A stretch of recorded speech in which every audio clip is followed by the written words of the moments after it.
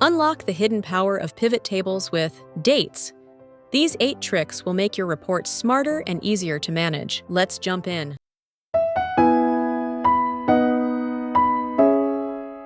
Let's start with one of Excel's automatic features. Let's take a look at how Excel automatically groups and ungroups dates in pivot tables, and how you can control that. So here we have my dataset with employee name, join date, and monthly salary. We want to see the total salary amount by month for each employee. Basically, understanding how salary expenses change over time. This table is formatted as an official Excel table called Table HR Data, so we'll go ahead and insert a pivot table on a new sheet.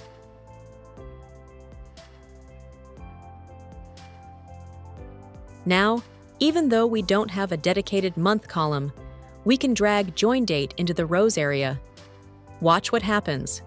Excel automatically groups the dates into years, quarters, months, and even individual dates. This automatic grouping feature was introduced in Excel 2016 and later, and it's applied by default. If you don't want this to happen, simply press Ctrl+Z immediately after Excel groups your data. That will undo the grouping. Or, if you've already moved ahead, just right-click on any date and select Ungroup to bring your dates back to the original format. Now, if you'd prefer a different level of grouping, right-click again and choose Group. Here you can pick exactly what you want. For example, years and days instead of quarters. Click OK, and you'll see your pivot table updated accordingly. Let's continue building this out. We'll bring employee name to the filters area and monthly salary to values.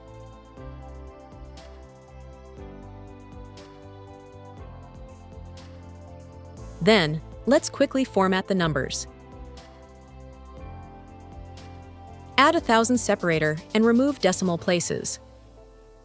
Now it looks much cleaner and easier to read.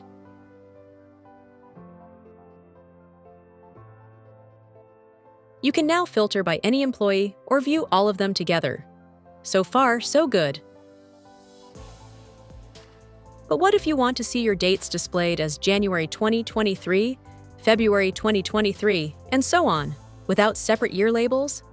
Unfortunately, pivot tables can't combine month and year in that exact way.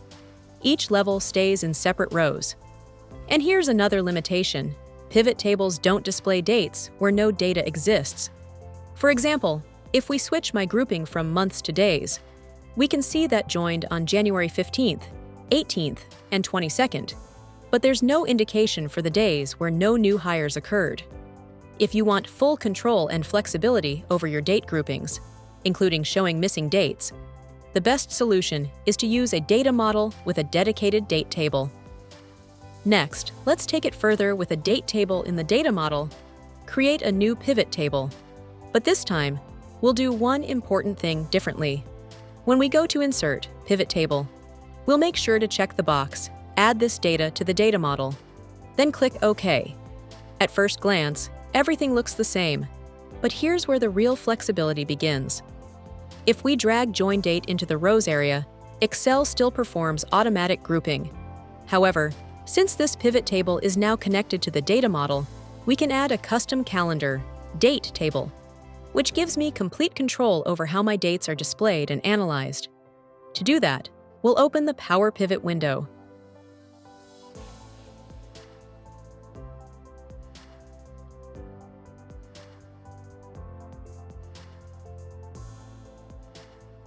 Here, we can already see my employee HR data table loaded.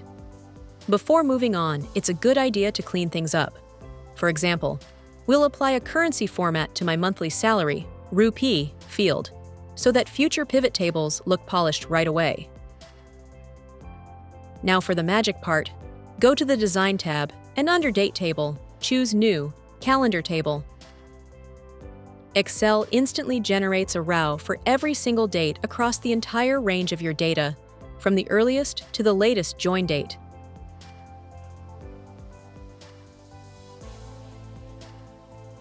It even creates useful date columns like month, year, and month-year combinations automatically.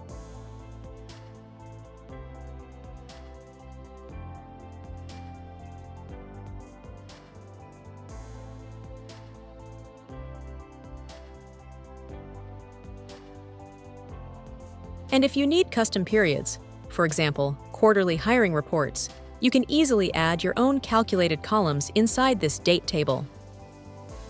Now that we've created our calendar table, we need to connect it to our employee HR table so that Excel knows how the two are related. The easiest way to do this is by switching to the diagram view inside Power Pivot. Here, you'll see both tables, the employee HR table and the calendar table. Simply drag the date column from the calendar table onto the Join Date field in the employee HR table. That creates a one-to-many relationship where each date in the calendar table connects to multiple employee records in the HR table. To keep things clean and avoid any confusion later, we'll right-click the Join Date column in the employee HR table and choose Hide from Client Tools. This ensures that whenever we build a pivot table or chart, we'll always use the date field from the calendar table, not the one in the HR table. That's it.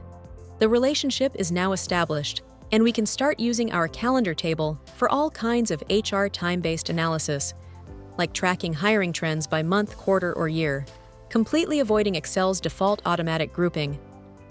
Real-life use case example with this setup: show total headcount by month. Compare new hires by department each quarter. Analyze salary expense trends over time. Next, here's where Power Pivot really shines. Now, let's head back to our pivot table.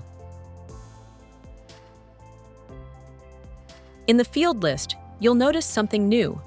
Both the employee HR table and the calendar table are available. Let's start building it out. Drag monthly salary, rupees, into the values area. And remember, the Join Date field from the HR table is hidden, so we'll only use the date field from the calendar table for our analysis. And from the calendar table, bring in year, month year, or even day of week into the rows. Instantly, you'll see how much more flexibility this setup gives you. Now you can easily explore which month saw the most new hires, how total salary costs evolved over quarters, or which weekdays tend to have the highest number of joinings. All of this is powered by the data model relationship we created earlier, giving you full control over time-based HR analysis without Excel's default date grouping getting in the way. This is the real strength of the Power Pivot data model: smarter relationships and richer, more dynamic insights. Use case examples. Show total monthly salary by department. Track employee joining patterns by quarter. Compare hiring trends across years. Next, one common problem is sorting months correctly. Let's fix that. Now, here's a common issue. When we use the month-year field in our pivot table, it often doesn't sort chronologically. Instead, Excel sorts it alphabetically, so April might show up before February. Let's fix that properly using the data model. Head back to your calendar table in the Power Pivot window. We'll add a simple helper column to create a numeric sequence that sorts correctly.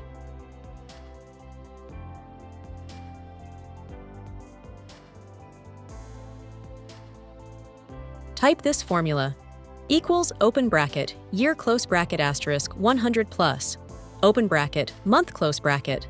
This gives you sortable numbers like 2021-01, and so on.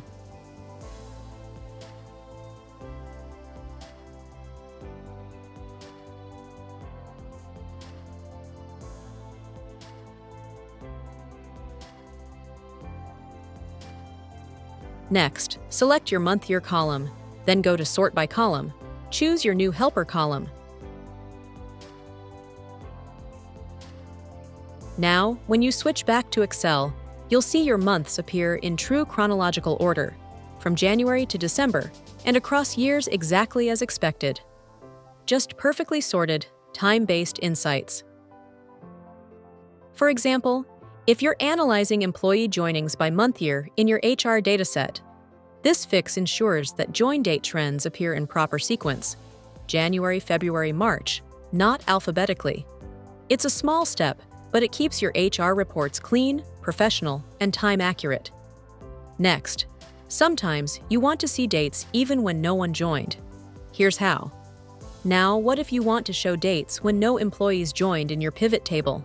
Let's say you filter for a single department, like HR, and a specific month, say February 2024.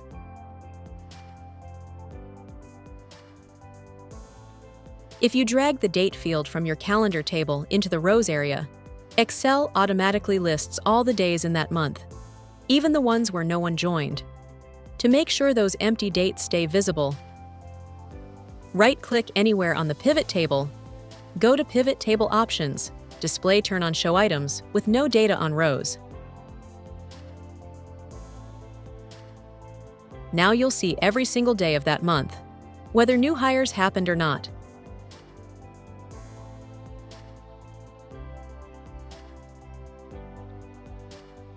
And if you want to see only the days with 0 joinings, simply apply a value filter on the count of employee name equals 0.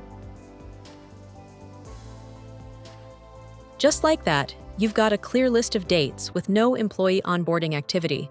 Super helpful for spotting recruitment gaps, off days, or slow hiring periods across your HR timeline.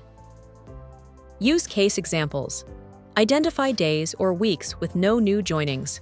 Track continuous hiring activity throughout the year. Spot recruitment freezes or department-level downtime. Next, if you prefer quarterly insights, you'll love this next trick. What if you want to analyze employee joining trends by quarters instead of months?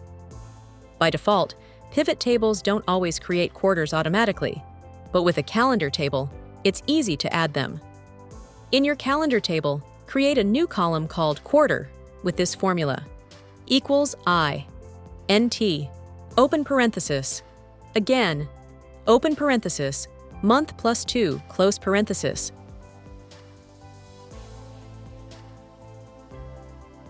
Divided by 3, close parenthesis. This assigns each month to the correct quarter. January to March, quarter 1. April to June, quarter 2. July to September, quarter 3. October to December, quarter 4. Back in your pivot table, drag the quarter field alongside month year or year. Now you can instantly see new hires broken down by quarters, making it easy to spot seasonal hiring trends or department-level quarterly comparisons. Bonus: connect multiple related HR tables. One huge advantage of using the data model is that you can connect multiple related tables without writing formulas like VLOOKUP or XLOOKUP.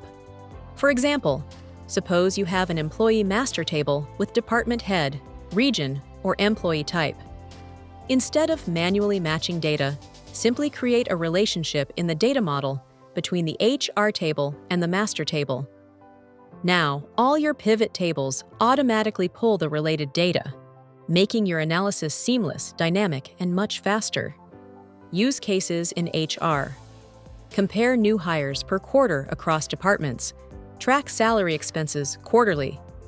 Analyze quarterly hiring patterns by region or employee type. Next, how to extend the calendar table.